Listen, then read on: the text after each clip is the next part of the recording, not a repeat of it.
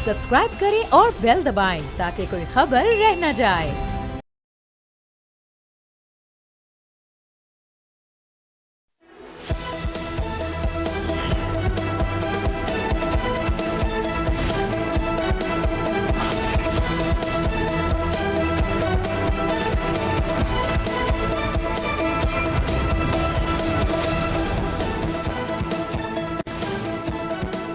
अस्सलाम वालेकुम। Programme policy point में खुशामदीद। मैं हूं अफसा कोमल।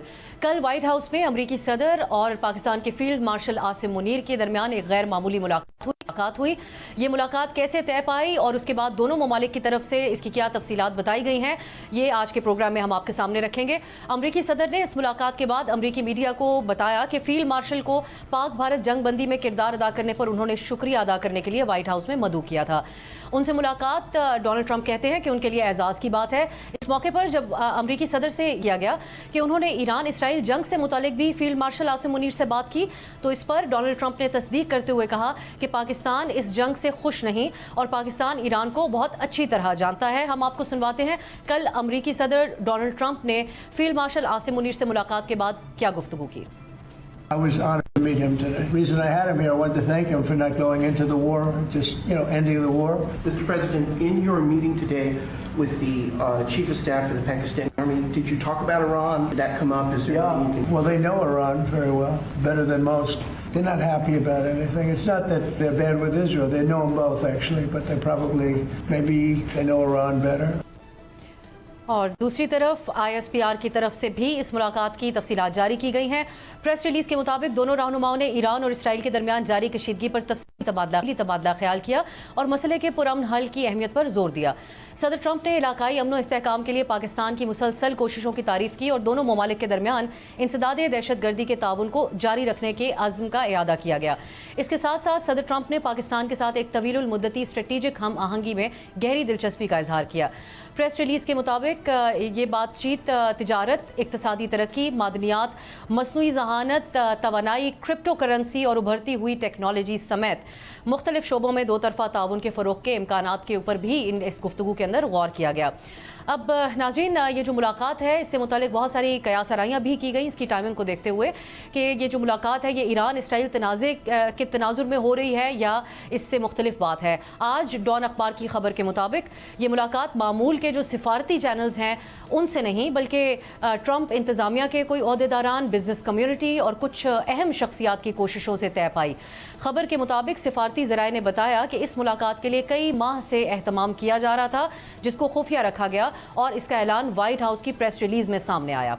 नाज़रीन, ईरान इसराइल जंग के हवाले से पाकिस्तान की पोजीशन वाज़े है जिसे आज भी दोहराया गया है कि ईरान को अपने दिफा का हक हासिल है और इसराइली जारहियत किसी सूरत भी काबिल कबूल नहीं।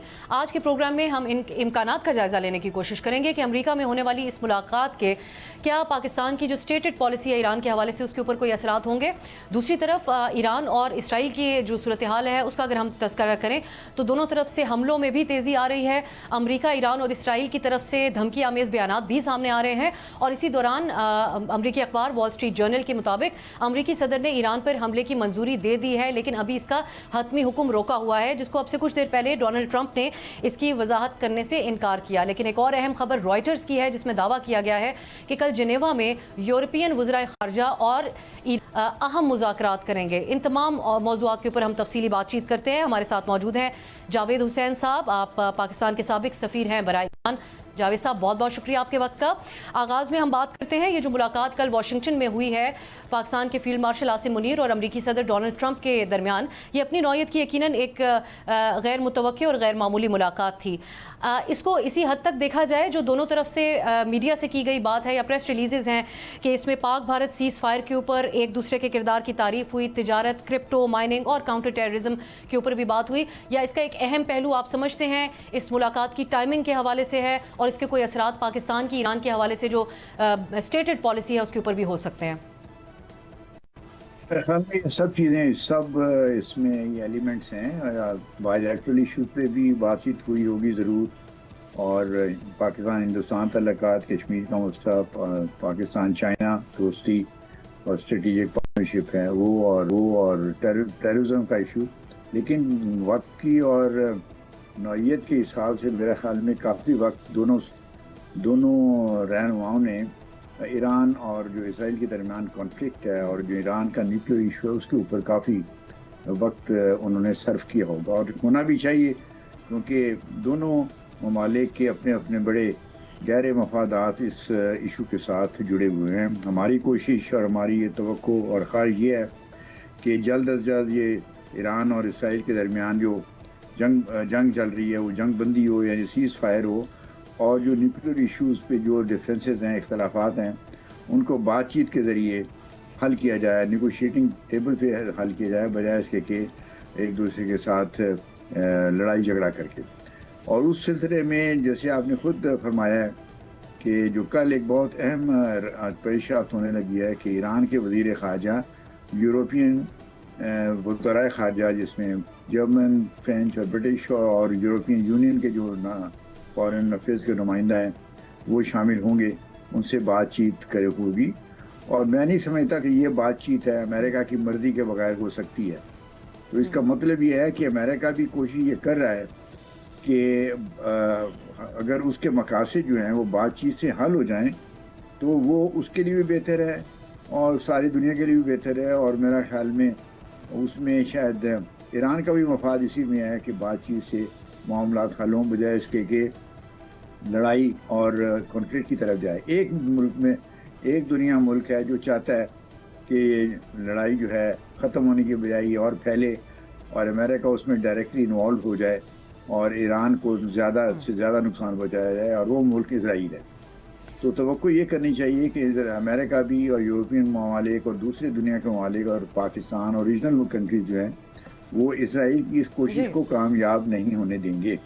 اور میں سمجھتا ہوں کہ اگر الٹیمیٹ انالیسس جو امریکہ چاہتا ہے وہ بھی لڑائی کے بغیر شاید جو ہے ان کے مقاصد حاصل ہو سکتے ہیں۔ یعنی امریکہ کی دو ڈیمانڈز ہیں بیسک، ایک تو یہ ہے کہ ایران کبھی نیوکلیئر ویپنز ایکوائر نہ کرے، ڈیولپ نہ کرے جی، اور یہ اب ایسی چیز ہے جس کے اوپر ایران اور امریکہ کا کوئی ڈفرینس آف اوپینین نہیں ہے، کیونکہ ایران جو خود ہے نیوکلیئر نان پرولیفریشن ٹریٹی کا سگنیٹری ہے اور بحیثیت این پی ٹی کے سیکرٹری ہونے کے اس نے ایک ذمہ داری یا آبلیگیشن یا اپنی لی ہوئی ہے کہ وہ نیوکلیئر ویپنز ڈیولپ نہیں کریں گے اور ایکوائر بھی نہیں کریں گے۔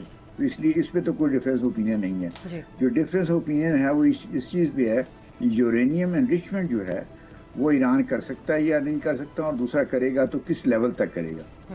امریکہ کی خواہش اس وقت پہلے جو ہے ان کا میکسیمم ڈیمانڈ یہ تھی کہ ایران جو ہے یورینیم انرچمنٹ سے بالکل ٹوٹلی دستبردار ہو جائے۔ حالانکہ این پی ٹی میں اس کو یہ یورینیم انرچمنٹ کرنے کی اجازت ہے، لیکن وہ امریکہ یہ خطرہ مول نہیں لینا چاہتا کہ وہ یورینیم انرچمنٹ اگر کی جائے تو اگر لو لیول تک وہ تو پھر پیسفل پرپز کے لیے استعمال ہوتی ہے، لیکن اگر انرچمنٹ کا لیول 90% تک چلا جائے یا اس سے اباؤ تو پھر وہ مٹیریل جو ہے وہ نیوکلیئر ویپن مٹیریل بن جاتا ہے۔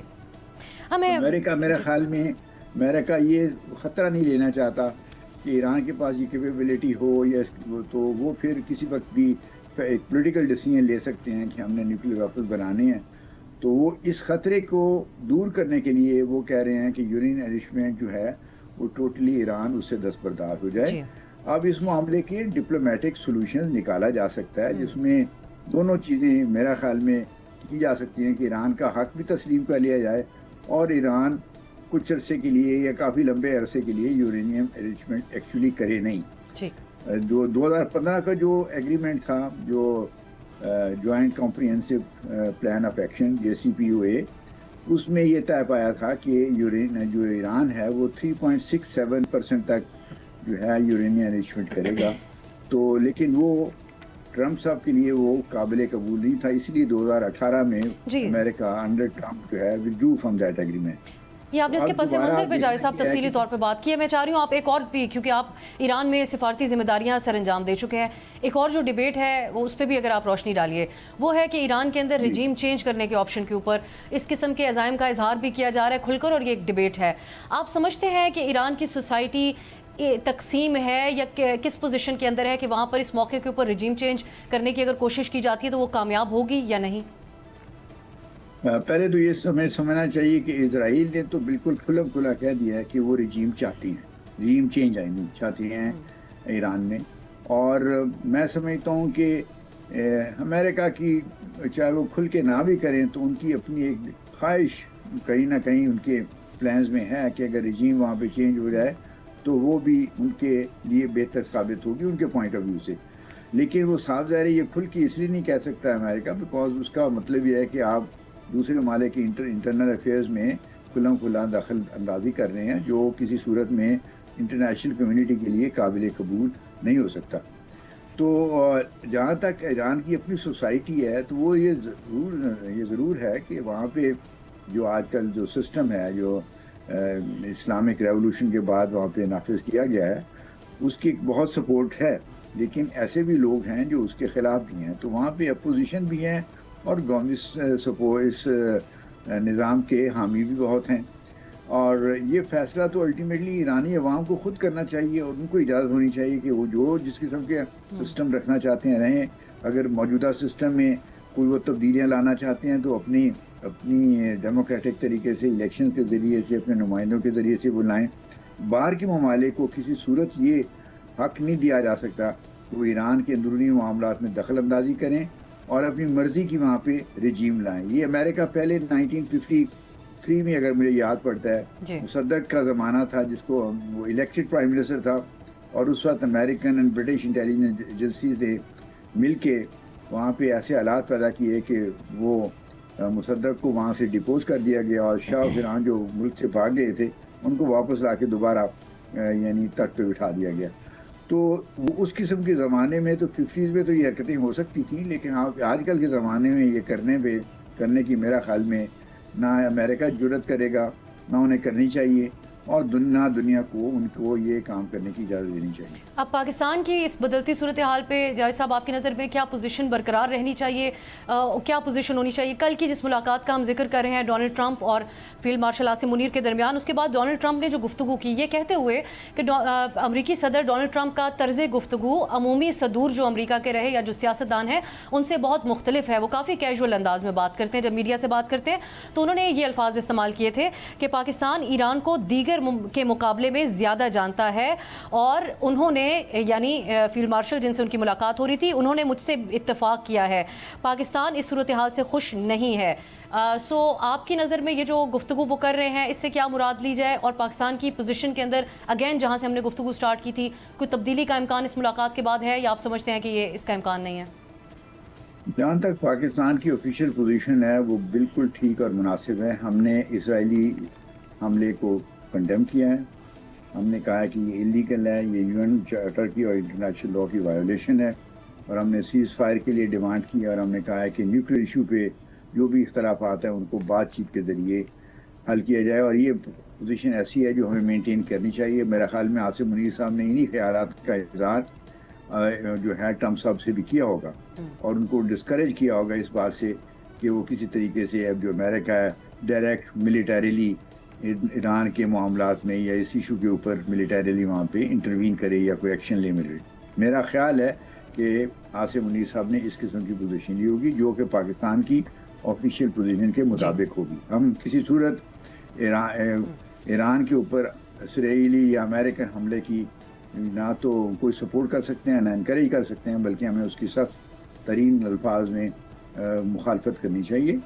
تو میں سمجھتا ہوں کہ وہ جو کل کی ملاقات ہوئی ہے اس کا یہ فائدہ ہوا ہوگا کہ ٹرمپ صاحب جو ہیں وہ تھوڑا سا اس ایشو پہ دوبارہ غور کریں گے اور وہ انہوں نے جو بعد میں کہا ہے کہ میں نے ابھی کوئی فائنل فیصلہ نہیں کیا کہ میں ملیٹریلی کوئی ملٹری ایکشن لوں گا یا نہیں لوں گا, وہ شاید اس ملاقات کا بھی کچھ نتیجہ ہو اور جس کی وجہ سے وہ سلو ڈاؤن ہو گئے ہیں. اور دوسری طرف سے یہ جو کل ملاقات ہونے والی ہے میں نے جیسے پہلے شروع میں بھی عرض کیا ہے وہ ملاقات بھی ایک اس چیز کی نشاندہی ہے کہ ایون امریکہ جو ہے وہ بیہائنڈ دا سینز کوشش کر رہا ہے کہ کسی طریقے سے ڈپلومیٹک سولوشن جو نیوکلیر ایشو کا نکالا جائے اور جو اسرائیل کا حملہ ہے کہ اس کو اوپر دنیا کے سارے ممالک تقریباً مل جل کے اسرائیل کی کنڈمنیشن کر رہے ہیں اور اس لیے اور انڈائریکٹلی اس کو امریکہ خود اس کی وجہ سے آئسولیٹ ہو رہا ہے.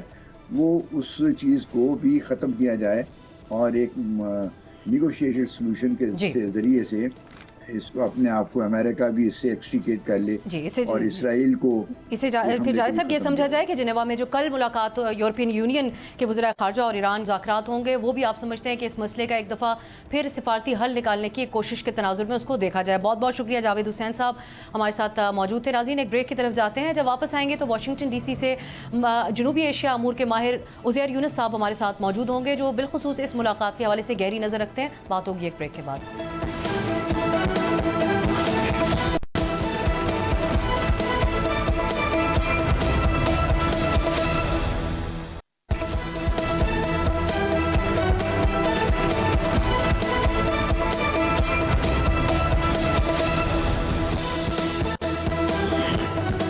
بریک کے بعد خوش آمدید. کل وائٹ ہاؤس میں امریکی صدر ڈونلڈ ٹرمپ اور پاکستان کے فیلڈ مارشل عاصم منیر کے درمیان اہم ملاقات ہوئی. اسی پہ اب ہم بات کریں گے. ہمارے ساتھ عزیر یونس صاحب موجود ہیں, ماہر ہیں جنوبی ایشیا امور کے, اور اب ہمیں جوائن کر رہے ہیں واشنگٹن ڈی سی سے. عزیر بہت شکریہ آپ کے وقت کا. اب کل جو ملاقات تھی اس پہ آپ تفصیلی تبصرہ پاکستان کے میڈیا پر کر چکے ہیں, لیکن اس کی جو تفصیلات سامنے آ رہی ہیں, کچھ ڈونلڈ ٹرمپ نے خود جو گفتگو کی میڈیا سے اس کے ذریعے اور کچھ ISPR کے ذریعے, جس میں دونوں طرف سے ایک دوسرے کے لیے تعریفی الفاظ کہے گئے. پاک بھارت جنگ کو روکنے کے حوالے سے, ٹریڈ, انسداد دہشت گردی تعاون, اور اس کے علاوہ ایران پہ بھی بات ہوئی. آپ کی نظر میں جو تفصیل سامنے آ سکی ہے ابھی تک, اس میں کہ اہم پہلو یا ایک میجر ٹیک اوے کیا ہے؟ سب سے اہم پہلو یہ ہے کہ پچھلے کئی سالوں سے ساؤتھ ایشیا میں امریکی جو فورن پالیسی تھی وہ دیکھی جا رہی تھی بھارت کے لینس سے, کہ اگر پاکستان کے ساتھ تعلقات بہتر ہوتے ہیں یا بنگلہ دیش کے ساتھ کچھ کام کیا جاتا ہے تو دلی اسے کیسے دیکھے گا. اس انتظامیہ میں جو تبدیلی آئی ہے وہ یہ کہ ہر ملک کے تعلقات امریکہ سے اس کے اپنے میرٹس اور ڈی میرٹس کے اوپر دیکھے جائیں گے, کہ امریکہ کو اس ملک سے کیا مل سکتا ہے اور اس ملک کو امریکہ سے کیا چاہیے. وہی صرف لینز ہوگا جس سے دیکھا جائے گا. تو سب سے بڑا ٹیک اوے یہ ہے کہ کئی سالوں بعد پاکستان امریکہ کے تعلقات واشنگٹن جو ہے وہ اپنے بائیلیٹرل لینز سے دیکھ رہا ہے as opposed to Afghanistan, Bharat یا کسی اور لینز سے. ایک اور بات تھی اس کی جو ملاقات کی ٹائمنگ ہے اس کے اعتبار سے, اس وقت جو صورتحال اسرائیل اور ایران کے درمیان جاری ہے, اب جو میڈیا رپورٹس ہیں پاکستان میں وہ یہ بھی کہتی ہیں کہ کافی مہینے سے اس ملاقات کے لیے کوششیں کی جا رہی تھی, اس کے اوپر کام ہو رہا تھا. آپ کی نظر میں جو پاکستان کی آج کی تاریخ تک سٹیٹڈ پوزیشن ہے ایران کے حوالے سے, ایران کے حق میں, اس میں کے اوپر کوئی تبدیلی آ سکتی ہے اس ملاقات کے بعد, یا اس کا امکان نہیں ہے؟ نہیں, میں نہیں سمجھتا کہ کوئی تبدیلی آئے گی, بلکہ صدر ٹرمپ نے خود ہی کل ملاقات کے بعد کہا کہ پاکستانی جو ہیں وہ ایران کو کئی دوسرے ممالک سے بہتر اور بہت بہتر جانتے ہیں, اور اس پہ انہوں نے ان سے جنرل منیر سے, فیلڈ مارشل منیر سے بات بھی کی. لیکن ایسا نہیں ہے کہ کوئی امریکی ڈیمانڈ ہے کہ آپ ایران کے اوپر ہمارے لیے کوئی کام کریں یا ہم چاہتے ہیں آپ ایک پوزیشن لیں. یہ ایشو نہیں ہے. آئی تھنک براڈر ایشوز جو ہیں کاؤنٹر ٹیرر کے, اس میں آف کورس ایک ایران کا اینگل ہے, کیونکہ بلوچستان میں BLA کی ایکٹیویٹی, پیٹرول کی سمگلنگ وغیرہ ایک پرابلم کریٹ کرتی ہیں دونوں ممالک کے لیے, پاکستان کے لیے بھی اور امریکہ کے لیے بھی. لیکن ایز سچ یہ جو کشیدگی چل رہی ہے اس پہ پاکستان کا کردار اور پاکستان کی جو اسٹیٹڈ پوزیشن ہے, میں نہیں سمجھتا اس ٹرپ کے بعد کوئی اس میں ایز سچ کوئی تبدیلی ہم دیکھیں گے. اور جب ڈونلڈ ٹرمپ سے سوال کیا گیا اس حوالے سے تو انہوں نے ایک موقع پہ یہ بات کہی کہ پاکستان اس جنگ سے خوش نہیں ہے, لیکن جو بات انہوں نے جس انداز میں وہ بیان کرتے ہیں اسی انداز میں کہی, لیکن وہ مجھ سے بھی اگری کر رہے تھے. اس کو آپ کیسے دیکھتے ہیں جو ان کے 2-4 جملے ہیں ڈونلڈ ٹرمپ کے کل سے میڈیا میں کوٹ ہو رہے ہیں؟ جی, پاکستان کا جو پوزیشن جہاں تک اس ٹرپ کے ارد گرد جو گفتگو چل رہی تھی وہ بڑی واضح ہے کہ اگر امریکہ چاہتا ہے کہ پاکستان ایران سے کسی چیز کے بارے میں بات کرے یا ایران کو میز پر لانے میں کوئی کردار ادا کر سکتا ہے تو ڈپلومیٹکلی پاکستان وہ کوششیں کرتا رہے گا. اور ابھی آپ نے ریسنٹلی دیکھا تھا کہ پاکستان کا ایک وفد تہران بھی گیا تھا. اس کے ساتھ ساتھ پاکستان کا ویو ہے کہ امریکی جو ہیں وہ چاہتے ہیں کہ ڈپلومیسی ہو, اور پاکستان کا ویو ہے کہ ایران کو بھی یہ بتایا جائے کہ ڈپلومیسی اور کشیدگی کو کم کیا جائے. نمبر 2. نمبر 3 یہ کہ اگر امریکہ ایک نیوکلیر ڈیل کی طرف آگے بڑھتا ہے یا کوئی اور قدم اٹھاتا ہے تو پاکستان کا ایک پرسپیکٹیو ہے کہ پچھلے کئی دہائیوں سے ہم نے دیکھا ہے کہ جنگ کرنا, جنگ شروع کرنا اور رجیم کو بھی گرا دینا, جیسے ہم نے عراق میں دیکھا, بڑا آسان کام ہے, لیکن اس کے بعد مشکلات بہت زیادہ ہو جاتی ہیں. تو میں سمجھتا ہوں کہ یہی بات فیلڈ مارشل منیر نے شاید کی ہوگی ڈونلڈ ٹرمپ کے ساتھ, اور انہوں نے بتایا ہوگا کہ پاکستان اس خطے میں دیکھ چکا ہے ایسی جنگیں, اور یہ بڑی لمبی جنگیں ہوتی ہیں. تو اچھا یہی ہوگا کہ اسٹیو وٹکاف صاحب جو ہیں وہ ڈپلومیسی کریں اور اس میں اگر پاکستان کوئی مثبت کردار ادا کر سکتا ہے تو پاکستان وہ کردار ادا کرے گا. ایک بہت اہم فیچر لگتا ہے، ایک کافی عرصے سے پاکستان میں کچھ مہینوں سے یہ ڈیبیٹ چل رہی ہے، لیکن اس اہم ترین وائٹ ہاؤس میں ہونے والی ملاقات میں بھی عزیر کرپٹو کا ذکر آیا، ٹریڈ کا جب ذکر آیا، مائننگ کا، یہ تمام باتیں ہوئیں. تو کرپٹو کے حوالے سے پاکستان نے کرپٹو کاؤنسل بھی بنائی تھی، اس کے اوپر ایک کام جاری ہے، ایک سنجیدگی پاکستانی طرف سے نظر آ رہی ہے. اس کا کوئی مستقبل ہے ہمارے لیے؟ اپوزنگ اس کے اوپر ویوز بھی ہیں. اس میں خرم حسین صاحب کا ایک آرٹیکل جس کے اندر وہ اس کو فکشس ایسٹ قرار دیتے ہیں، کہتے ہیں کہ عوام کے پیسے سے ایسا رسک لینا مناسب نہیں ہوگا. آپ سمجھتے ہیں اس کا کوئی مستقبل ہے جب اتنے ہائیسٹ لیول کے اوپر بھی یہ چیز ڈسکس ہوئی ہے؟ دیکھیے، کرپٹو کی جو کانورزیشن ہے اسے ضروری ہے کہ ہم تھوڑا بڑی براڈر لینس سے، ٹیکنالوجی کے لینس سے دیکھیں. ٹیکنالوجی کا لینس یہ ہے کہ اس وقت چین اور امریکہ کی آرٹیفیشل انٹیلیجنس، سیمی کنڈکٹرز اور چپس کے اوپر ایک طرح سے سرد جنگ چل رہی ہے انوویشن کے لیے. پاکستان کے جو ٹیکنالوجسٹ ہیں وہ زیادہ تر ٹریننگ ان کی اور ان کا کاروبار اور ان کے لنکیجز سلیکن ویلی امریکہ کے ساتھ ہیں بنسبت چین کے ساتھ. تو امریکہ چاہتا ہے کہ ان تعلقات کو گہرا کیا جائے، چاہے وہ کرپٹو کے اندر ہوں، چاہے وہ ڈیٹا سینٹرز کے اندر ہوں، چاہے وہ کرٹیکل منرلز کی مائننگ کے اندر ہو، کیونکہ وہ ان پٹس ہیں ان چپس کے اندر. تو پاکستان امریکہ کی جو الائنمنٹ ہے وہ صرف کرپٹو کی نہیں سمجھتا میں.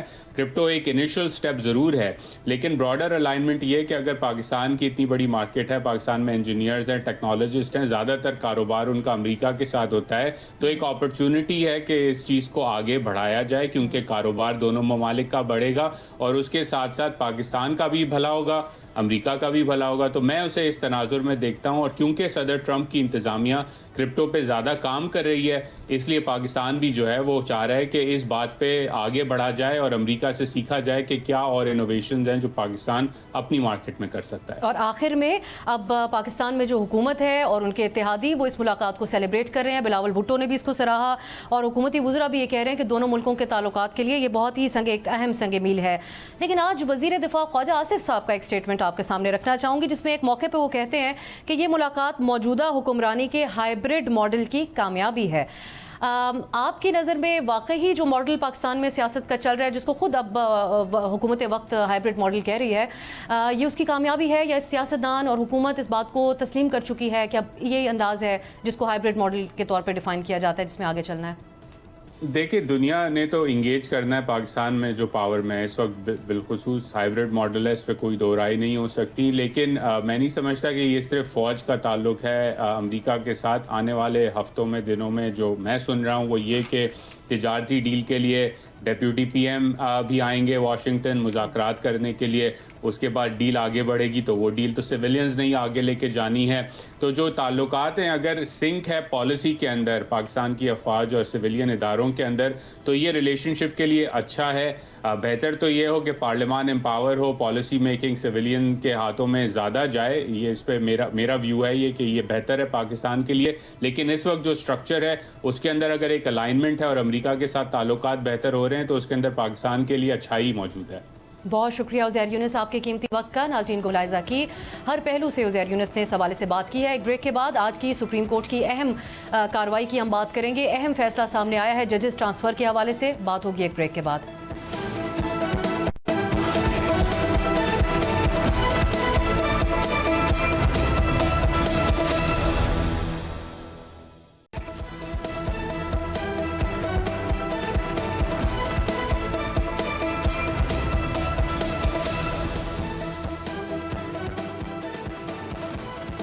بریک کے بعد خوش آمدید. آج سپریم کورٹ میں جسٹس محمد علی مظہر کی سربراہی میں 5 رکنی آئینی بینچ نے اسلام آباد ہائی کورٹ میں ججز ٹرانسفر کیس کا فیصلہ سنا دیا. آئینی بینچ نے 3 ججز کے تبادلے کو آئینی اور قانونی قرار دیتے ہوئے اسلام آباد ہائی کورٹ کے 5 ججز کی طرف سے دائر کردہ درخواستیں خارج کر دیں. عدالت نے 3-2 کے تناسب سے جاری کردہ فیصلے میں کہا کہ ججز کے تبادلے کے نوٹیفیکیشن کو کالعدم قرار نہیں دے رہے. سینیورٹی کا جو معاملہ ہے یہ صدر مملکت جتنی جلدی ممکن ہو اسے طے کریں. جب تک صدر پاکستان سینیورٹی طے نہیں کرتے، قائم مقام چیف جسٹس سرفراز ڈوگر کام جاری رکھیں گے. अक्सरियती फैसले से इख्तलाफ करने वाले 2 जजेस हैं, जस्टिस नईम अख्तर अफगान और जस्टिस शकील अहमद। इन्होंने अपने इख्तलाफी नोट में लिखा कि आइन के आर्टिकल 200 की शिक 2 और 1 को मिलाकर पढ़ा जाएगा, जिसके मुताबिक किसी भी हाई कोर्ट के जज का तबादला मुस्तकिल बुनियादों पर नहीं किया जा सकता, सिर्फ आर्जी तौर पर हो सकता है। सदर का 3 जजेस के तबादले का फैसला आइन के आर्टिकल 200 की शिक 1 के तहत गलत है। इख्तलाफी नोट में यह भी कहा गया कि जजेस ट्रांसफ़र के लिए कोई बामानी मुशावरत नहीं की गई और यह फैसला जल्दबाजी में किया गया। नाज़रीन, यहाँ पर याद रहे कि सदर मुमलिकत की जानिब से दीगर हाई कोर्ट से इस्लामाबाद हाई कोर्ट में 3 जजेस के तबादले के बाद सीनियरिटी के मामले को लेकर इस्लामाबाद हाई कोर्ट के 5 जज साहिबान ने रमा बरस फरवरी को सुप्रीम कोर्ट में दरख्वास्तें दायर की थी और इस फैसले ये जो अब आज ये फैसला सामने आया है, इसकी कार्रवाई, इस अदालती कार्रवाई पे सबकी नज़रें थी। हम ये जानने की कोशिश करते हैं कि इस फैसले के असरात क्या होंगे। करने के लिए हमारे साथ मौजूद है सीनियर माहिर कानून जहांगीर जदून साहब। आप साबिक एडवोकेट जनरल इस्लामाबाद भी हैं। बहुत बहुत शुक्रिया जदून साहब आपके वक्त के लिए। आप कैसे देख रहे हैं इस फैसले को, जिसके ऊपर जो एतराज़ात हैं, बिलखसूस जिन जज साहिबान 5 जज साहिबान हैं, इन्होंने एक ख़त के ज़रिए भी इन तबादलों को एक मुदाखलत के साथ जोड़ा था। ये फ़ैसला और इसके ऊपर इख्तलाफी नोट कैसे देख रहे हैं और इसके इस्लामाबाद हाई कोर्ट पे क्या असरात होंगे? बहुत शुक्रिया आपसा। देखें, ये इसका एक बैकग्राउंड है कि ये पूरे पाकिस्तान के अंदर इस्लामाबाद हाई कोर्ट के अंदर क्यों जज ट्रांसफ़र किए गए। इसमें तो कोई शक नहीं है कि कॉन्स्टिट्यूशनल पैरामीटर जो आर्टिकल 200 है वो यही कहता है कि प्रेसिडेंट जो है उसकी डिस्क्रिप्शन है, वो एक जज को दूसरे जज हाई कोर्ट को ट्रांसफ़र कर सकता है with the consent of the जज and after consultation with the chief justice of Pakistan and chief justice of both high courts, यानी कि जो sending end receiving chief justice हैं वो दोनों। लेकिन ये सारा सिनेरियो एकदम जो है विद इन डेज जो है बनता है। प्रेसिडेंट को चीफ जस्टिस भी कंसल्टेशन देते हैं, फिर एक हाई कोर्ट का चीफ जस्टिस दूसरा भी। तो इसके पीछे जो रीजनिंग है बिहाइंड द सीन जो सामने नहीं बता सकते वो लोग जो उन्होंने काम किया है कि इस्लामाबाद हाई कोर्ट के अंदर आपको पता है बहुत इंपॉर्टेंट केसेस होते हैं। कोई भी पोलिटिकल लीडर, चाहे पहले मियाँ नवाज शरीफ थे, अभी इमरान खान के केसेस थे, या आइंदा कोई भी पोलिटिकल लीडर हो, तो इस्लामाबाद हाई कोर्ट की सपोर्ट चाहिए होती है एग्जेक्टिव को कि वो कुछ अरसे के लिए अपने फैसले जो हैं वो मनवाएं और उसके बाद जो है जब वो हालात ठीक हो जाएं तो फिर वही फैसले जो है वो आपको देखा है किस तरह बदलते हैं। तो इस सूरत हाल में इन जजेस को ख़ास तौर पे जो चीफ जस्टिस है उसको ट्रांसफ़र किया गया कि यहाँ पे जो सीनियर जज थे वो मोहसिन अख्तर कियानी जो पीनी जज थे, उनको किसी भी सूरत जो है वो एग्जेक्टिव नहीं चाहती थी कि वो चीफ जस्टिस बने। तो उसके बाद मियां गुल हसन साहब को फिर एक्टिंग सुप्रीम कोर्ट का जज बनाया गया एमरजेंसी के लिए कि किसी वक्त उनको वापस भी ला सकते हैं। तो ये जो चीज़ें अपेरेंटली लग रही हैं, मेरे हाल में ये बिल्कुल उन 2 जजों ने सही कहा है कि ये इतनी जल्दी में क्या कंसल्टेशन थी, और इसके पीछे देखें ना एकदम जो है दोनों चीफ जस्टिस भी ओके कर देते हैं जी आप जाएं। तो एक किस्म का इस्लामाबाद हाई कोर्ट का जो कंट्रोल था वो एक ख़ास तबके के पास रहना ज़रूरी था। तो इस सिनेरियो में जज को ट्रांसफ़र किया गया है। इस तरह मतलब इंडिपेंडेंस ऑफ जुडिशरी जो है वो अंडरमाइन होती है। उसकी वजह ये है ना कि आप अगर ये मैनेज करके एक जज को चीफ जस्टिस बना दें, लेकिन बाकी जो जज आते हैं उसका अलग सिनेरियो, लेकिन आप एक्टिंग चीफ जस्टिस लगा दें, एक हाई कोर्ट का चीफ जस्टिस खुद ही एक्टिंग है, तो वो क्या इंसाफ देगा। एक्टिंग चार्ज तो होता है फॉर टाइम, मतलब इसका आप देखें ना ट्रांसफ़र आया आपने परमानेंट की है, आया आपने टेम्परेरी कितने दिनों के लिए ट्रांसफ़र की, इसका कोई जवाब नहीं है आइन के अंदर। उन्होंने इसलिए इंटरप्रेट किया कि ये ट्रांसफ़र जो है वो प्रॉपर कंसल्टेशन नहीं की गई है, उसकी रीजनिंग नहीं बताएगी। एक जज ने क्वेश्चन किया जी कि हाई कोर्ट से आप 15वें नंबर से जज उठा रहे हैं, तो पहले 14 जो जज थे वो इस काबिल नहीं थे, क्या आपने रीजनिंग दी है? तो कोई जवाब नहीं है इस बार। अब एक जगह जी आप मुकम्मल कर लें। जी मेरे हाल में मैं तो कहता हूँ कि जो डिसेंटिंग वाले 2 जज हैं उन्होंने बड़े अच्छा फैसला किया है। इसको आउट राइट इनके प्रेजेंटेशन को एक्सेप्ट करके ये अरेंजमेंट जो था वो जुडिशियल सिस्टम के लिए मेरिट पे देखें तो ठीक नहीं है। चाहे वो किसी को पसंद हो थोड़े अरसे के लिए वो ठीक है, लेकिन इसके जो है असरात जो है बड़े गलत होंगे। फिर जिस वक्त भी कोई एग्जेक्टिव चाहेगी किसी जज को एक हाई कोर्ट से उठा के दूसरे में चीफ जस्टिस बना दें, हाई कोर्ट का कंट्रोल संभालें, नीचे डिस्ट्रिक्ट कोर्ट का भी कोर्ट संभाल लें, तो इस तरह फिर मसाइल पैदा होंगे। इख्तलाफी फैसले से आप इत्तेफाक करते हैं। एक और बात ये है, एक तरफ ये फैसला कहता है कि सीनियरिटी प्रिंसिपल का मामला आप सदर मुमलिकत तय कर लें, ये आइनी एतबार से कैसे हो, जदून साहब इसको एक्सप्लेन कर दें। और साथ फिर अब ये जो फैसला सामने आया बादी नज़र में जस्टिस डोगर को इस्लामाबाद हाई कोर्ट का चीफ जस्टिस यूँ तस्वर किया जाए, या अभी क्योंकि वो एक्टिंग चीफ जस्टिस हैं, ये क्या किस तरीके से रिफ्लेक्ट करता है इसके ऊपर? देखें ना, ये फैसला एग्जेक्टिव की मंशा के मुताबिक है کہ آپ نے ایکٹنگ چیف جسٹس کو کہہ دیا ہے کہ he will continue to be acting chief justice. تو اب پریزیڈنٹ کا پتہ نہیں ہے وہ سینیرٹی کا ایشو کب ریزالو کرتے ہیں, پھر اس میں اور آگے پرابلم آئیں گے, پھر ریپرزنٹیشن کرو, پھر کورٹ میں جاؤ. تو یہ کام چلتا رہے گا. مطلب ان کی مرضی ہے, جن لوگوں کے نے فیصلہ بھی دیا ہے کورٹ نے, کیونکہ ایک پبلک پراپرٹی, ہم اس کو تنقید بھی کر سکتے ہیں, یہ اوپن ٹو پبلک کو اس میں کرٹیسائز کریں. تو 3 ججوں نے فیصلہ دیا ہے, وہ انہوں نے جان بوجھ کے اس میں یہ بھی لکھتے ہیں کہ یہ کنٹینیو رہے گا ایکٹنگ چیف جسٹس. ایک قسم کا ایگزیکٹو کے فیصلے کو انڈورس کر دیا ہے, اور پھر ایک بال دوبارہ جو ہے پریزیڈنٹ کے پاس ڈال دیا ہے کہ جی آپ سینیرٹی ڈٹرمن کریں. سینیرٹی اب پورے پاکستان کے اندر دیکھیں نا, اب ایک ہائی کورٹ سے 15ویں نمبر سے آگے جا کے چیف جسٹس بندہ بن جاتا ہے, تو وہ سب سے اوپر کس طرح ہوگا, کس طرح سینیرٹی ڈٹرمن ہوگی؟ کوئی اس میں لا تو آپ کے پاس نہیں ہے, رول نہیں ہے. تو پرائما فیشی دیکھیں نا آپ, ایک قانون اور ایک مطلب قانون کی منطق کو سمجھ آنا چاہیے. رولز اینڈ لا ریگولیشن ایک میرٹ اور ٹرانسپیرنسی کے لیے ہوتے ہیں.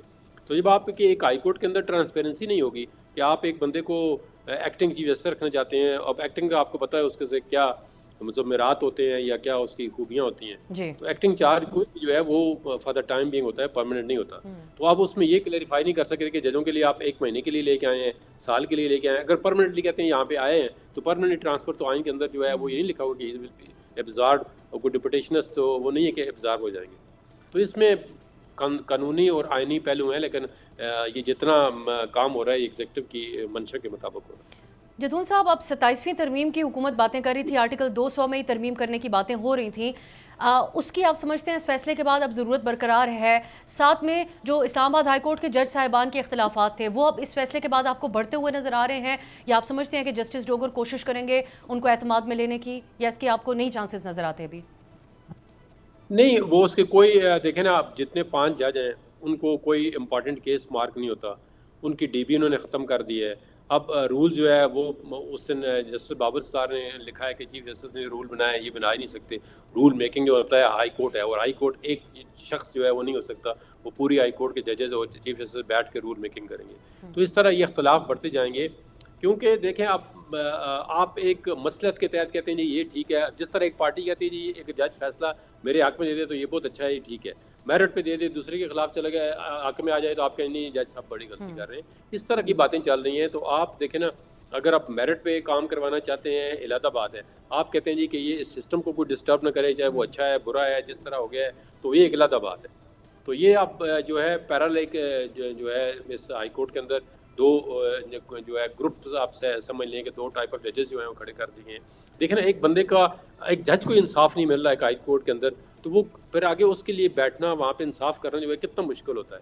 کہ ایک جج جو ہے سٹنگ جج آفتاب, ایک جج نہیں بلکہ 5 جج ہیں, ان کو انصاف نہیں مل رہا کہ ان کی سینیرٹی ڈسٹرب کر دی گئی ہے باہر سے بندے انڈکٹ کر کے. تو وہ آگے کیا پھر ایکسپیکٹ کر سکتے ہیں؟ ان کو بھی پتہ ہے کہ معاملات کہاں سے ڈیل ہو رہے ہیں, کس طرح ہو رہے ہیں اس پاکستان کے اندر. پھر اب میں یہ ضرور آپ سے پوچھنا چاہوں گی, اب ہم نے دیکھا خطوط کے ذریعے اپنا پوائنٹ آف ویو ججز کی طرف سے سامنے رکھا گیا, اور وہ بڑے سخت اختلافات اور سخت باتیں ہیں جو ان کی طرف سے مختلف مواقع پہ, اس سے پہلے 6 جج صاحبان کا خط بھی ہمارے سامنے ہے. سو آپ سمجھتے ہیں کہ اب کوئی انتہائی طریقہ بھی اپنایا جا سکتا ہے جج صاحبان کی طرف سے اپنے تحفظات سامنے رکھنے کا, یا یہ بات بس خطوط کے ذریعے یا عدالت سے رجوع کر کے ہی وہ سامنے رکھیں گے؟ دیکھیں, یہاں پہ تو جو پاکستان کے اندر ہے مائٹ از رائٹ ہے, جس کے پاس پاور ہے اس کی, جس کی لاٹھی اس کی بھینس والا نظام چل رہا ہے اس کے اندر. تو پاورفل جو لوگ ہیں انہی کا رول چلتا ہے, rule of the power, rule of the law constitution نہیں ہے. لیکن اگر آپ ایک آرڈر پاس کرتے ہیں وہ امپلیمنٹ ہی نہیں ہوتا, اس کو کیس کو اٹھا کے آگے لے جاتے ہیں, تو اس میں پھر جو آپ ایک آرڈر ایک سپریم کورٹ, چاہے ہائی کورٹ کی چھوڑے سپریم کورٹ پاس کرتی ہے, وہ آگے ایگزیکٹو ایجنسی امپلیمنٹ ہی نہیں کرتی. وہ کہتے ہیں جو کرنا ہے کر لو. تو اس کا ملک کے اندر قانون نہیں ہوتا. چاہے ٹھیک ہے آپ کو بینیفٹ مل رہے ہیں, آپ کہتے ہیں جی ہم اپنا, تو ڈکٹیٹر جو جب آتے ہیں پاکستان کے اندر وہ کہتے ہیں جی ہم سے اچھا ہے ہی کوئی نہیں ہے, ہم بیسک ڈیموکریسی لائیں گے, ہم یہ کریں گے, ہم وہ کریں گے. لیکن آپ نے اگر رول آف لا کے ذریعے چلنا ہے, آپ آئین کے ذریعے چلنا ہے, تو پھر آپ کو جو آپ کے اپوننٹ ہے ان کی آواز بھی سننی پڑے گی. پھر آپ کو جو ڈس ایگریمنٹ ہے اس کو بھی دیکھنا پڑے گا کہ یہ ہم سے ڈسینٹ کرتے ہیں, ڈس ایگریمنٹ اس کو ایکسیپٹ کرنا پڑے گا. ہمارے ملک کے اندر انفارچونیٹلی یہ چیزیں ختم ہو رہی ہیں کہ ڈسینٹ جو ہے اس کو دبا دیا جائے, ڈسینٹ کسی بھی صورت میں جو ہے اس کو ایکسیپٹ نہ کی جائے. اختلاف رائے کو ایڈریس بھی نہیں کیا جا رہا. بہت بہت شکریہ جہانگیر جدون صاحب آپ کا قیمتی وقت اور قیمتی رائے کا. جیسا کہ جہانگیر جدون صاحب بات کر رہے تھے, کورٹ کے جج صاحبان کے یہ بڑے سنجیدہ اختلافات موجود ہیں. اب ناظرین یہ فیصلہ جو سامنے آیا ہے, دیکھتے ہیں اس کے بعد صورتحال کس طرف جاتی ہے. آج کے لیے اجازت دیجیے, خدا حافظ.